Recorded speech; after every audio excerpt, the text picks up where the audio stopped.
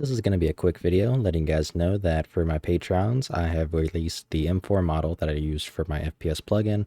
So this contains basically everything you'll need to really get started. So this post will be linked at the top of the description if you're interested in checking it out. But I'm going to go ahead and do a quick little run through as what all it contains. So in terms of the meshes, we have the complete lower receiver, complete upper receiver, handguard, barrel, and muzzle device. So these are already all textured up.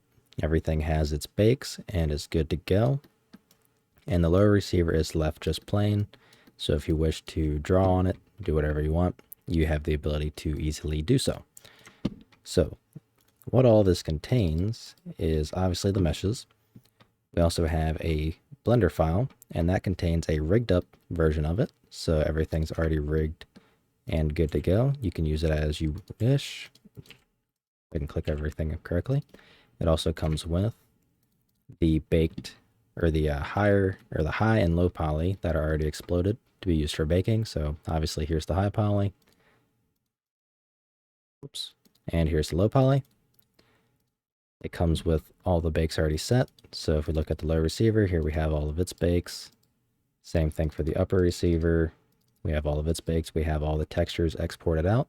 So here's texture for the upper receiver. If we go to the parts, we have the barrel textures, charging handle textures. All right, charging handle, no, that's the stamps there. Charging handle textures are somewhere.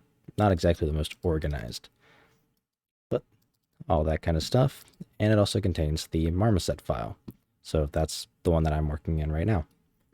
We have all of the brushes that were used. So just a bunch of miscellaneous. So like for the safe, fire, and auto, we have, well, safe, semi, and auto, the M4 carbine stamping, and my own little ones that you can do whatever you wish with. So yeah, that is what all it contains. You are free to use this however you please.